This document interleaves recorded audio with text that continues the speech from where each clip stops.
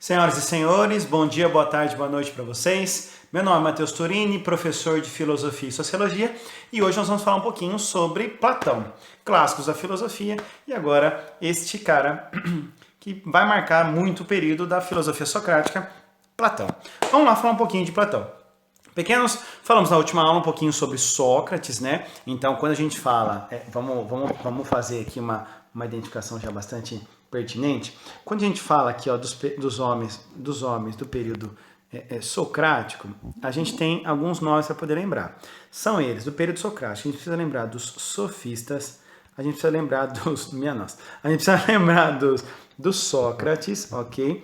E a gente precisa lembrar do Platão. São os três nomes da filosofia socrática, tá bom? Pequenos, se eu falo de filosofia socrática, é óbvio que eu estou falando, então, um pouquinho sobre essa filosofia que vai se ater, que vai se deter na filosofia, no pensamento sobre o ser humano, sobre o homem. Lembra que a gente já falou essas características. O Platão, ele é um discípulo do Sócrates.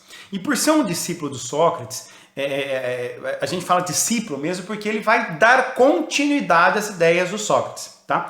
Aliás, é Sócrates quem vai ser lembrado na história da filosofia ocidental pela boca do Platão. Então, se não fosse Platão e ter escrito como escreveu, não teríamos conhecimento sobre quem é Sócrates e tudo mais. Pequenos, quem é Sócrates? Desculpa, quem é Platão? Professor, Platão, ele é um nobre de uma família ateniense, né? Discípulo de Sócrates, já falei isso para vocês.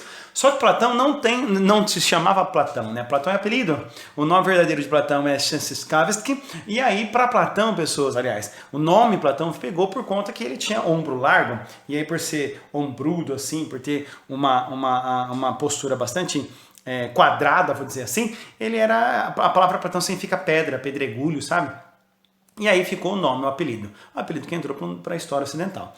O Platão é muito influenciado por Sócrates, isso já está bem claro, mas também por Pitágoras. Tanto é que na academia, que era a escola do Platão, aqui tá vendo? Na academia é a escola do Platão, não entrava, tinha uma plaquinha escrito assim, aqui não entra quem não souber matemática. É óbvio que eu vou explicar por que dessa fala, então guarde essa frase que eu vou explicar daqui a pouquinho, só que a gente não pode perder de vista que quando o Platão ele entra nessas questões de metafísica, né? Quando Platão entra nessas questões de valorização da matemática, ele está já falando e revelando um pouquinho sobre a teoria, a principal delas, né? A teoria das ideias, tá?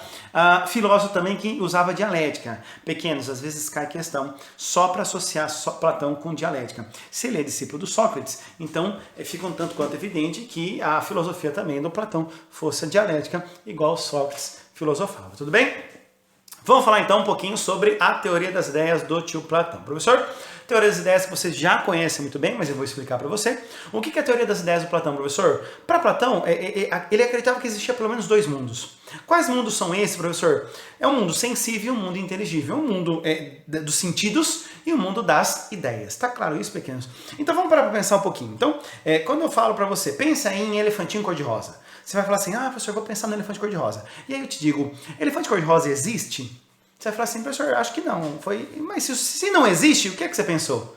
Professor, então existe. Se existe, que zoológico que está? Professor, elefante quer dizer que um elefante que é um... Bom, o elefante, ele talvez, então, um elefante cor-de-rosa não produz a minha ideia. Mas elefante existe. Então é isso que o Aristóteles... Desculpa, é isso que o Platão está dizendo. Existe aqui na filosofia do Platão uma dimensão, ou na existência minha e sua, uma dimensão que valoriza os sentidos, uma dimensão que valoriza as ideias. Uma dimensão que é pautada pelos sentidos e uma dimensão que é pautada pelas ideias. Então o meu corpo, o seu corpo é mundo sensível, tá? É esse mundo sensível, ou seja, é um mundo real, é um mundo imperfeito, porque tem imperfeições, e é um mundo finito, que acaba. Tudo bem? Só que o mundo das ideias, esse mundo é um surreal, e não confunda com irreal. É surreal porque, para Platão, no mundo das ideias, tudo pode, na minha imaginação e na imaginação, tudo dá certo, não dá? Tudo é absurdamente perfeito. Então, é surreal por quê? Porque, nossa, professor, o Transformers que vira helicóptero, que vira carrinho, que vira Transformers. É surreal. E é perfeito porque na nossa ideia tudo dá certo, sabe? Não, professor, eu vou pegar, vou fazer cursinho, vou passar em medicina, vou ser um médico, vou descobrir a cura do coronavírus, e aí depois eu vou... Entendi. Na projeção da sua ideia dá tudo certo. Na sua ideia, o Luan Santana não é vesgo. Então perceba que a perfeição, ou a nossa imaginação, tende a fazer com que o ser humano pense nas ideias de maneira perfeita. As ideias saem de modo perfeito. E é infinito, o mundo das ideias é infinito. Ah, professor, mas se eu morro, as ideias morrem comigo. Não perceba que a gente está falando de alguém que morreu no século IV a.C. e a gente está falando dele. A gente está falando dessa pessoa. Então, as ideias não morrem. As ideias, quando são passadas, elas não morrem. Entende isso? Por isso que para Platão, quando a gente identifica essa realidade, essa dimensão minha, que nós temos um corpo e nós temos alma, né? Existe então essa diferença. E aí que está a grande questão. Qual é o mundo verdadeiro?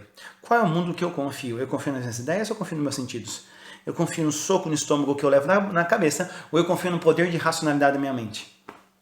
E aí o Platão, essa imagem aqui do Platão, ela já revela um pouquinho da sua resposta.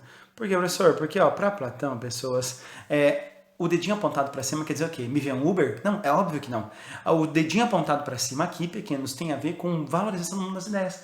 Para Platão, o mundo verdadeiro é o mundo das ideias. Por quê, professor? Porque não dá para confiar nos sentidos. O senhor já deve ter dormido e ao dormir o senhor já sonhou que estava fazendo xixi, não sonhou?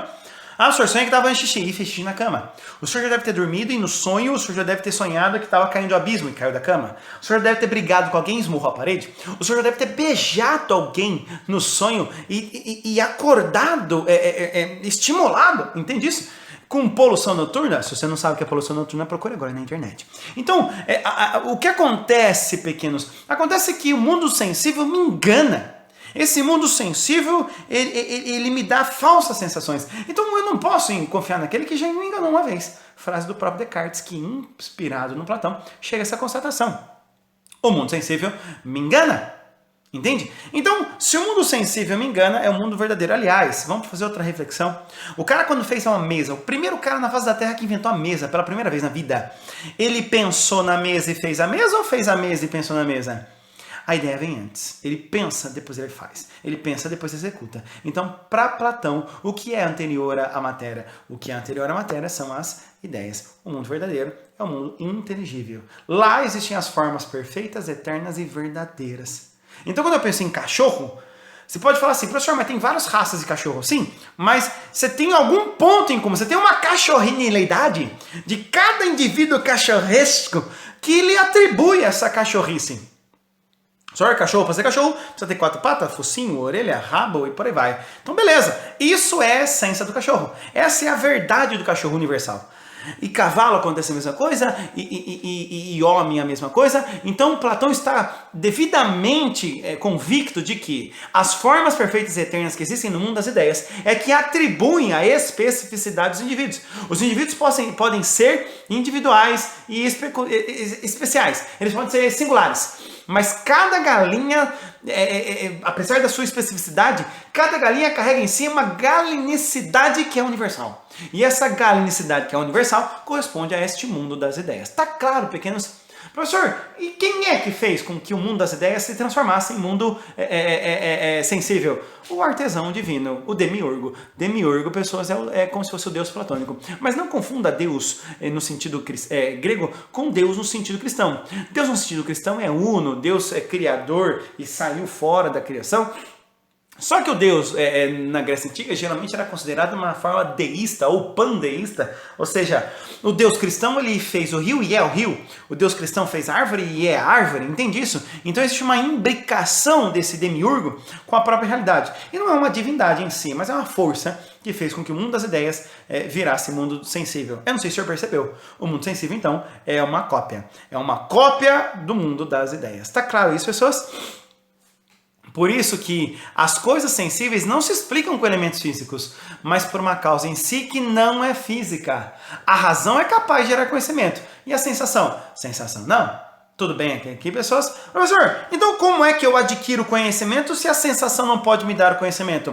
Aí que tá, pessoas. A nossa alma estava onde antes de encontrar o nosso corpo? A nossa alma, antes de encontrar o nosso corpo, estava lá no mundo das ideias. E lá no mundo das ideias, a alma, que é imaterial, que é imortal para Platão, ela estava em contato com a forma perfeita de homem, forma perfeita de galinha, forma perfeita de cachorro, estava lá em contato. Então, quando ela vem para o nosso corpo, a alma informa o nosso nosso corpo de tudo aquilo que ela viu no mundo das ideias. Como é que chama esse processo, professor? Reminiscence. Senhor, o que é reminiscence? A reminiscence é como se fosse um download. Olha que hoje, no século XXI, está fácil explicar Platão por conta da palavra e a noção de download. O que é um download? O arquivo está na nuvem e a gente baixa ele para o nosso notebook, celular ou computador físico. Nosso disco rígido, nosso disco físico. Então, a alma faz esse download de tudo que viu no mundo das ideias e informa o corpo sobre aquilo que viu. E nesse download, esse processo de download, pessoas, ele acaba fazendo com que as pessoas entrem em contato, em conhecimento com tudo aquilo que viu no mundo das ideias. Tá claro aqui, pessoas? Não sei se você entendeu, tá claro? Só que aí que tá, pequenos. Aí começa a estratificação social do Platão. Por quê? O mito de Er, ou o mito do rio Leté, que é o mito Leté no grego significa esquecimento. Ou seja, seria o mito do rio do esquecimento. O que acontece?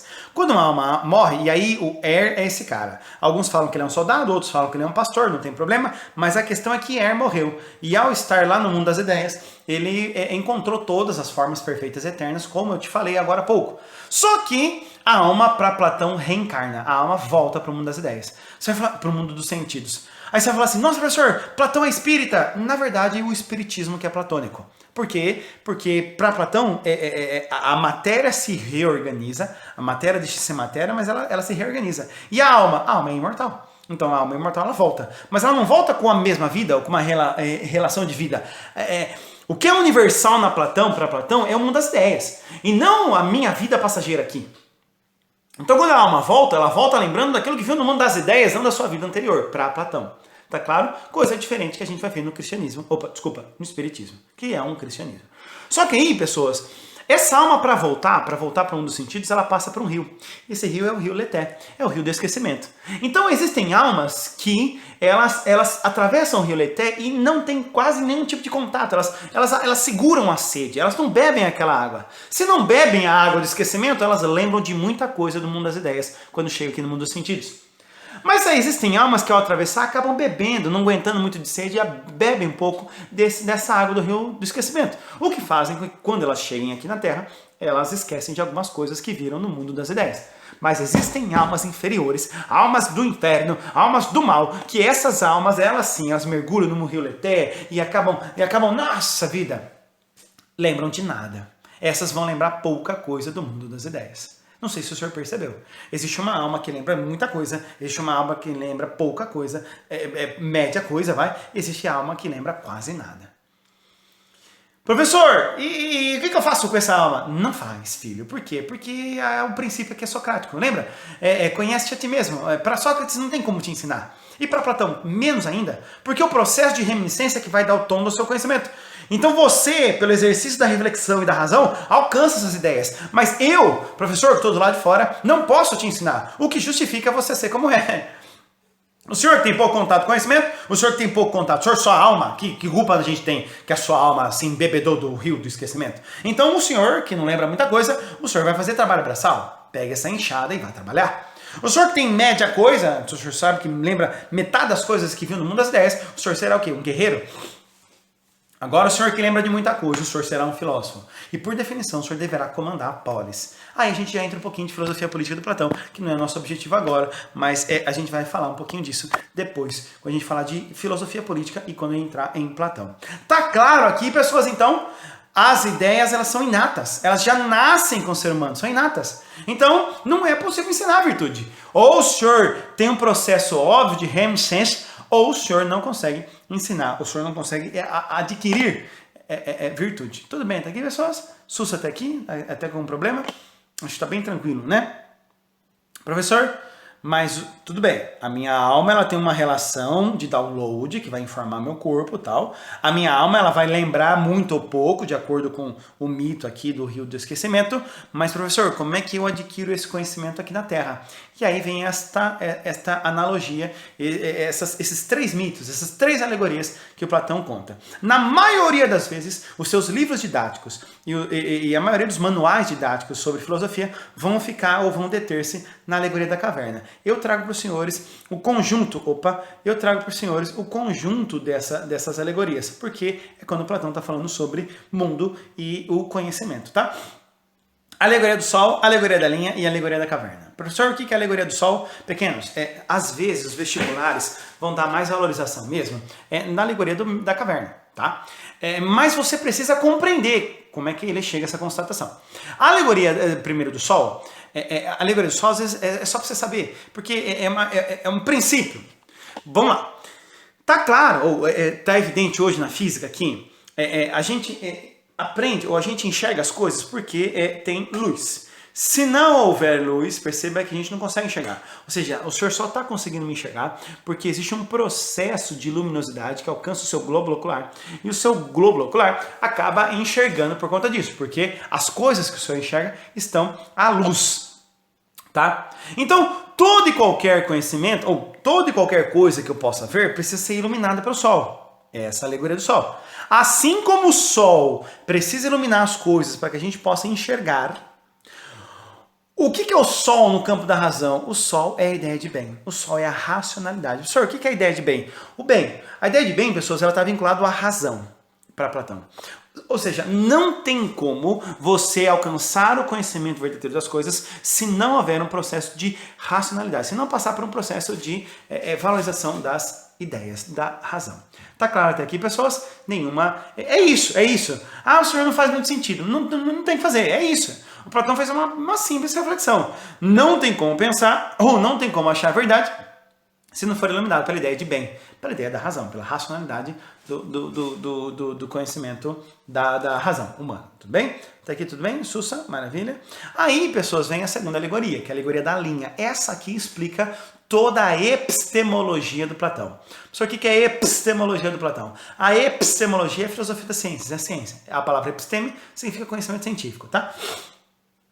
Então, o que diz a alegoria da linha, professor? Diz que, Platão ele fala isso, então, por questões de caber num slide, eu fiz essa linha horizontal. Mas nada impediria que a gente fizesse essa linha na vertical. Então, porque Platão não fala a linha vertical horizontal. Platão fala assim, trace uma linha. E ao traçar essa linha, tá vendo aqui, ó? Vamos pensar que essa linha aqui, ó, é essa linha aqui, ó, tá vendo? Essa linha aqui é horizontal, essa primeira linha. Corte ela no meio, que é o que nós fizemos aqui. Então você tem mundo, o demônio do demônio, que não é o demônio. Então você tem aqui, ó, o mundo sensível e o mundo inteligível. Tá vendo aqui? Cortou a linha do meio, você tem de um lado o sensível e o lado inteligível. Ou seja, qual que é o verdadeiro conhecimento, professor? O inteligível. O mundo verdadeiro é o mundo inteligível, a gente já falou sobre isso. Então, do mundo sensível, vá lá e faça uma nova linha. Corte de novo. E aí no mundo inteligível você vai lá e corta de novo também. Então você vai ter 4 campos aqui. Tá vendo que a gente tem 4 campos? Nós temos 2 campos maiores, que são mundo sensível e mundo inteligível. Mas em cada um desses campos você tem mais uma divisão. Que é o que o Platão chama de imaginação do mundo sentidos, a matemática, a geometria e as ideias. Professor, não entendi. Pequenos, o que Platão coloca? Como é que se dá o conhecimento para Platão? Se dá da seguinte forma. O conhecimento mais pífio, aliás... O conhecimento inferior é o conhecimento dos sentidos, tá vendo aqui, ó? Conhecimento dos sentidos. E o conhecimento das ideias é um conhecimento mais elaborado. Só que você tem 2 níveis. O pior dos conhecimentos para Platão é a imaginação. É o mundo das conjecturas. Por quê, professor? Porque a imaginação é a pior das questões, porque é uma falsa sensação de que você está pensando, quando na verdade só está reproduzindo elementos de sensação. O senhor dá um exemplo. Nossa, já pensou se chovesse? E se chovesse todinho? Você acha que isso é uma reflexão? Ah, professor, e se chovesse da net? O senhor acha que isso é uma reflexão profunda? O senhor, para Platão, preso nas ideias, que tomou um todinho hoje pela manhã, está imaginando se, nossa, e se saísse chuva de todinho? Isso é o mundo das conjecturas. E o mundo das conjecturas, pequenos, ele está preso a uma limitação dos seus sentidos. Porque o senhor só pode imaginar e pensar aquilo que o senhor sentiu. Sentidos para Platão é um conhecimento inferior, que não dá para conhecer, que não dá para confiar. Se não dá para confiar, não vamos nos delimitar neles. Pior dos conhecimentos. Só que aí, você tem os conhecimentos sentidos. O senhor está com sono. Pois é, o senhor está preso aos sentidos, porque a sua alma não tem sono. É exatamente o que eu estou dizendo aqui. Os sentidos pequenos é aquele conhecimento mais puro mesmo, que você toca. Veja, não é que Platão elimina, não entenda mal Platão. Platão não elimina a existência dos sentidos, Platão reconhece a existência dos sentidos, mas identifica nos sentidos uma falsa sensação de conhecimento. É o que ele chama de doxa. Doxa em grego significa opinião. Ou seja, a opinião, pessoas, é o conhecimento mais pífio que você possa ter. Depois a imaginação, óbvio. Porque você pensando e preso às suas experiências, vamos filosofar sobre o beijo. O que é o beijo? O beijo. Você que já beijou na vida tem experiências de beijo. E se o senhor for refletir sobre beijo e ficar preso nas próprias experiências de beijo, o senhor vai ficar limitado às suas próprias experiências de beijo. Entende isso? Esse não é o conhecimento verdadeiro e profundo para Platão. Esse é um conhecimento particular, singular das suas experiências. Não é um conhecimento verdadeiro. Ok? Vamos falar de bonito. Professor, vamos falar de beleza. A imaginação. Professor, eu imagino que meu príncipe encantado... Perceba, isso não é uma reflexão. Isso é uma imaginação presa aos sentidos e ao filme que você assistiu ontem. Como era antes de você. O senhor assiste o vídeo como o filme como era antes de você. O senhor assiste A Culpa das Estrelas e fica imaginando aí o seu príncipe encantado. Entende isso? Agora, no mundo dos sentidos, você fala assim, nossa, professor, eu vi uma pessoa muito bonita. Nossa, senhor, que pessoa bela. Pois é, a ideia de beleza aqui está presa ao mundo dos sentidos, tudo bem? Só que esse ainda é no mundo dos sentidos, é mundo preso. Então, ou seja, o senhor está no mundo da, veja só, doxa. O senhor está no mundo da doxa, tá vendo aqui? O mundo da episteme. O que é o mundo da episteme, professor? Aqui, ó, episteme, também aqui, episteme. O que é o mundo da episteme, professor? O mundo da episteme, pessoal, é o seu conhecimento científico. E o conhecimento científico começa com onde, professor? Começa com a matemática. Por quê, professor? Porque na matemática... Lembra agora daquela plaquinha? Só entra aqui quem souber matemática. Por quê, professor? Porque a matemática é o primeiro passo para a reflexão. Para o pensamento discursivo, para o pensamento racional, para o pensamento lógico. Para pensar comigo, pequenos. Se eu e o senhor, ao virmos uma conta matemática, a gente não pode cortar uma conta matemática. 2 mais 2 é 4? Eu acho que não é. Não há! Porque aqui existe uma objetividade lógica no pensamento. Senhor, como é que isso fica no campo da beleza? Vamos pensar. Se aqui eu imagino meu príncipe encantado e aqui eu vejo quem eu acho bonita, por conta dos seus glúteos, aqui na matemática, pessoas, é infinitamente superior para Platão. É uma poesia, é infinitamente superior para Platão a beleza da geometria do que uma obra de arte. Porque um quadro, pessoas, ele está preso nos sentidos. Eu vou lá desenhar um quadro, eu vou lá, então olho para a natureza, olho aquela árvore e faço a cópia dela. Preso nos sentidos. Se o mundo dos sentidos é a cópia no mundo das ideias, minha obra de arte é cópia da cópia. A poesia não, a música ela precisa de métrica, cara. É tônica, é quinta, sexta menor e quarta, sabe? Óbvio que eu acabei de falar aqui qualquer funk que você já ouviu. Mas, pequenos, eu quero tchá, começa assim. Eu quero sexta menor, eu quero quarta, eu quero tônica, quinta, tá. Só que quando eu olho para Beethoven, pessoas, e a quinta sinfonia de Beethoven, eu preciso de uma matemática, uma métrica matemática. Eu preciso que isso rime, eu preciso que isso faça sentido. Numa poesia, eu preciso que isso haja métrica. E a partir do uso das palavras, eu consiga metrificar, se é que existe essa palavra. Eu consiga dar uma métrica diametral para que as minhas palavras consigam coincidir e rimar. E ao mesmo tempo ser coerentes. A música e a poesia são muito mais belas do que qualquer quadro que você possa me apresentar. Ou foto. Professor, então quer dizer que depois da matemática, o que existe? As ideias. Pequenos, o que são as ideias? As ideias, pequenos, nada mais é do que eu pensar na ideia de beleza. Que era algo mais, que é algo mais belo do que a própria ideia de beleza? Que é algo mais belo do que a própria ideia de beleza, do belo? O senhor não entendi. Pois é. O senhor não vai entender mesmo. Porque o senhor é fraquinho. Entendeu o que o Platão está fazendo? Tem gente que fica aqui nesse nível, tem gente que fica nesse nível aqui, tem gente que chega no máximo aqui. Mas aqui é só filósofos que podem entender. Por quê, professor? Porque o conhecimento científico não é para qualquer um. É só para quem teve uma boa reminiscência lá atrás.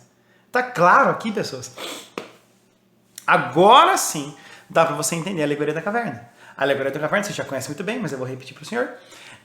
Conta Platão que pensa em pessoas que nasceram numa caverna. Nasceram aprisionadas numa caverna. E nessa caverna, essas pessoas elas acabaram ficando de frente para uma parede. De trás delas estava a porta. E quando as pessoas passavam por conta de uma luz de uma fogueira ou a luz do sol mesmo, havia uma projeção de sombras lá dentro. E esta projeção de sombras fazia com que as pessoas lá dentro pensassem que aquela era a verdade. Olhava-se para a sombra e dizia, esta é a verdade pura e verdadeira. Só que a sombra, pequenos, nada mais é do que a cópia né, do que o reflexo da verdade verdadeira, enquanto tal. Então Platão vai lá e volta para trás, e ao voltar para trás, pessoas, o Platão identifica que tem um prisioneiro que se liberta. E esse prisioneiro que se liberta acaba indo para fora da caverna e encontrando e vendo que tudo que ele viu lá dentro, na verdade, eram sombras da verdade que estava lá fora. Ele volta para essa caverna e ao encontrar de novo seus amigos, ele fala assim: pessoas, ignorem tudo que nós estamos vendo aqui, porque a verdade real está lá fora. Aqueles prisioneiros começaram a falar: não, cara, você está errado. E ele: não, é sério. E aí começa a soltar as pessoas: não, tira a mão, velho. Tirar aquele prisioneiro preso. Não, tira a mão, velho. Não, é sério. Não, pá. E aí acaba matando esse prisioneiro que conseguiu se libertar. Professor, isso significa o quê? Significa que aquele que se libertou, ele foi preso. Olha, aliás. Ele foi morto por aquelas pessoas que não estavam conseguindo identificar na frase dele a verdade que estava lá fora.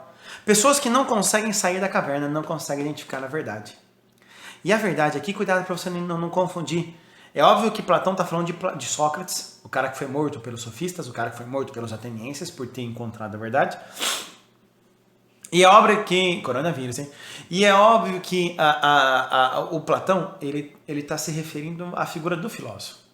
Aquelas pessoas que estão presas e não conseguem sair da caverna, estão presas ao mundo da doxa, ao mundo sensível. O prisioneiro liberto se refere ao filósofo, aquele que alcança o mundo inteligível e, portanto, consegue se desprender dos sentidos e fazer com que a sua reflexão alcance a mais pura ideia epistêmica da ciência enquanto conhecimento verdadeiro. Não sei se o senhor percebeu. O devir e o ser nada mais é do que a dicotomia proposta, sabe por quem? Proposta pela dualidade entre Parmênides e Heráclito. Parmênides valorizava, lembra da nossa aula de pré-socráticos? Parmênides valorizava o ser. Parmênides valorizava o ser e o Heráclito valorizava o dever. Platão conseguiu unificar Parmênides e Heráclito no mundo das ideias. Tudo bem? Para a gente concluir, existe o que o Platão chama de teoria da alma. A teoria da alma é nada mais, nada menos do que você pensar que a alma tem 3 partes, e essas 3 partes é a parte racional, colérica e concupiscente, ou a parte inteligível, irascível e apetitiva, ou simplesmente razão, emoção e compulsão. Razão é representada pela cabeça, emoção representada pelo coração, pelo peito, e a compulsão representada pela genitália e baixo ventre. Isso significa o quê, professor? Que todos nós temos baixo ventre, temos a emoção e temos a razão. Para Platão, quem tem que comandar? O que é justo? O que é a virtude para Platão? É aquele onde cada parte da alma realiza na justa medida as funções que lhe cabem por domínio da razão. Ou seja, para Platão a sua alma ela tem que ser racional. Para Platão a sua alma ela tem que ser razão. Tá claro isso, pequenos? Só que aí que está. Essa racionalidade ela é expressa para Platão, inclusive quando ele vai falar sobre amor. Por quê, professor? Porque o que é um amor platônico? E o amor platônico, pequeno, está diretamente ligado às mais puras, sei lá, às mais fortes abstrações que você já deve ter pensado. O amor platônico, pequenos, o amor segundo Platão, tem a ver, pequenos, com, é óbvio, com uma alegoria. Eu tenho aqui um pouquinho sobre o banquete, a ideia de Platão sobre o amor está no livro Banquete. Banquete esse que Platão ele faz questão de registrar o que os seus adversários registram sobre o que é o amor. Então ele vai dizer, o que é amor para Fedro, o que é amor para Pausanias, o que é amor para Erixímaco, o que é amor para o Aristófanes, o que é amor para Agatão, e aí, por final, quem fala por último é o Sócrates. Esse é o estilo de filosofar do Platão. Platão ele escrevia por diálogos. E sempre quando você vai ler uma obra de Platão e você quer identificar qual é que é a do Platão, vá lá na personagem Sócrates. Na maioria das vezes é o Sócrates que define o que é as ideias que o Platão defende.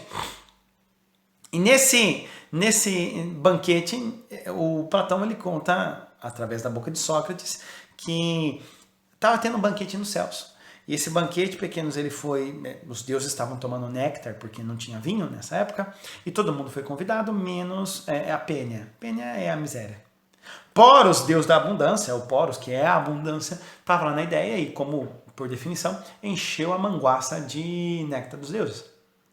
E aí, pequenos, o Poros acabou saindo na calçada. E lá na calçada ele acaba embebedado, deitando. E Pênia acaba deitando-se com Poros para ter um filho da abundância. Quem é este filho, professor? Eros. Para Platão, amor é Eros. Por isso que amor é essa combinação entre a miséria e a abundância. Essa combinação, por ter nascido no dia de Afrodite, é aquilo que... É por isso que ele se desperta pela beleza. Porque nasceu no dia de Afrodite. O que é um amor, professor? Amor é desejo. Desejo pelo quê, professor? Desejo por aquilo, por definição, que não se tem. Para pensar comigo, pequenos. Se eu e o senhor pudéssemos pensar no amor enquanto tal, o amor é o quê, professor? Eu amo para Platão.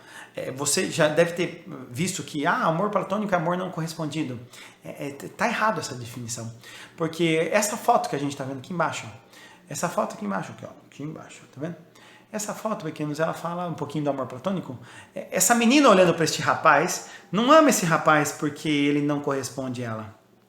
O amor platônico tem a ver é o seguinte, o que você ama? Eu amo aquilo que eu não tenho. Então, não é porque ele não corresponde, é porque não corresponder faz parte de não ter o amor daquele menino. Logo, esta menina, ao olhar para ele, fala assim, nossa, queria tanto tê-lo. Por que queria tanto tê-lo? Porque não tem. Amor para Platão é desejo. Desejo, por definição, é pelo aquilo que não tenho. O que a gente ama? Aquilo que não tem. Então, o senhor, quando tem um iPhone 49, o senhor fala assim, nossa, eu queria tanto os 50. Por quê? Porque o senhor tem 49, não tem os 50. Passa a amar os 50. Não sei se o senhor entendeu. O amor para Platão é aquilo que não se tem. A falta é o amor. Senhor, e se eu tenho? Bom, se eu tenho uma pessoa amada, isso quer dizer então que a falta some. Se a falta some, o desejo some. E se amor é desejo, o amor some. Professor, eu não acredito nisso. Pois é.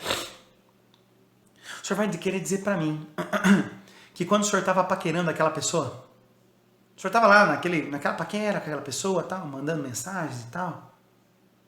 E nesse momento o senhor não tinha beijado ele e ela, Elix.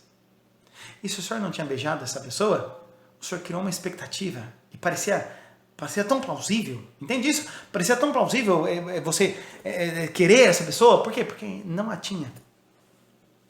E aí, professor? Vai me dizer que todas as vezes, com todos os beijos que o senhor teve, que o senhor já deu nessa vida, todas as pessoas que o senhor beijou, correspondeu à sua expectativa? Na maioria das vezes, o senhor beijou e disse assim, dirá Platão.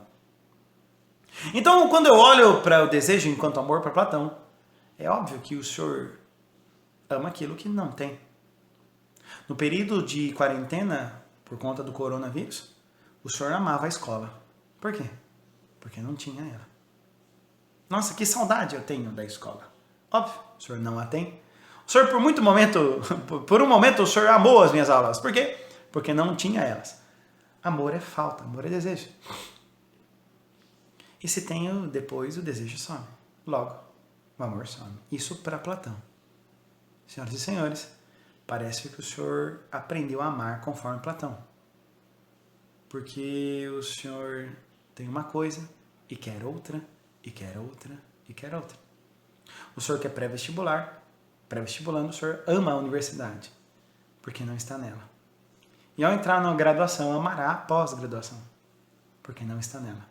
E ao estar no mestrado, o senhor amará o doutorado, porque não está nela.